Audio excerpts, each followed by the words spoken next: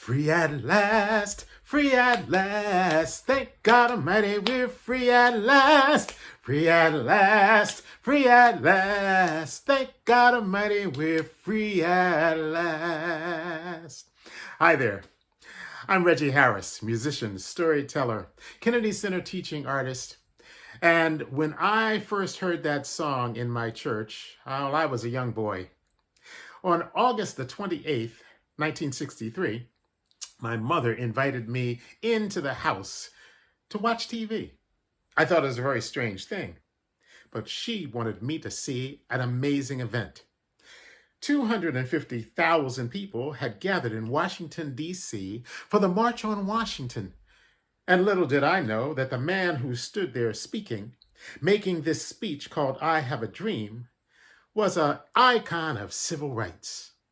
Well, he ended his famous speech with those words, free at last, from the old spiritual that was used during the Underground Railroad.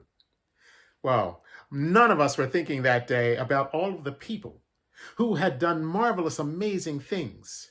African Americans like Benjamin Banneker and Frederick Douglass and Harriet Tubman, to give Martin Luther King Jr. his dream. But now I would like to visit with you and your students to give you a chance to discover some of those people. By using songs and stories, I want to bring that time alive in a show that I call How Martin Climbed the Mountain.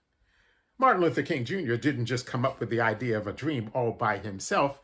He was leaning on the work and the visions of so many different people. This little light of mine, I'm gonna let it shine. This little light of mine, I'm gonna let it shine.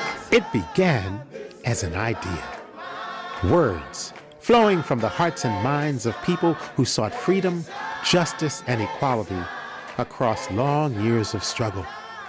Words spoken on the winds of change in a space where 250,000 people gathered for jobs and freedom. Well, I never been to heaven, but I think I'm right. Been down people of every race and color, every religion and background. People who believe that the words of our Constitution gave them the right to be free. Their words, framed by the longing of their hearts and minds, were spoken by a man who was born in Atlanta, Georgia in 1929. Martin Luther King Jr.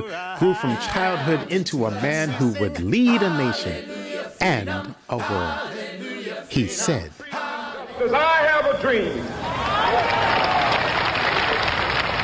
My 4 little children will one day live in a nation where they will not be judged by the color of their skin, but by the content of their character. I have a dream." But dreams don't grow on trees.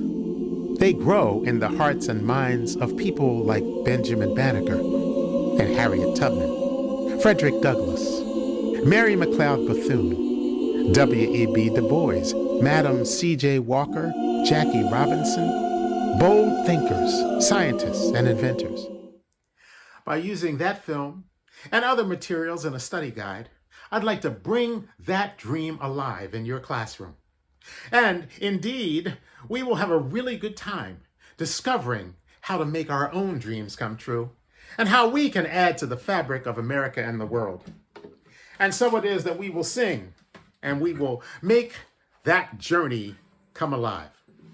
And we will wade through the water as they did on the Underground Railroad and in the Civil Rights Movement.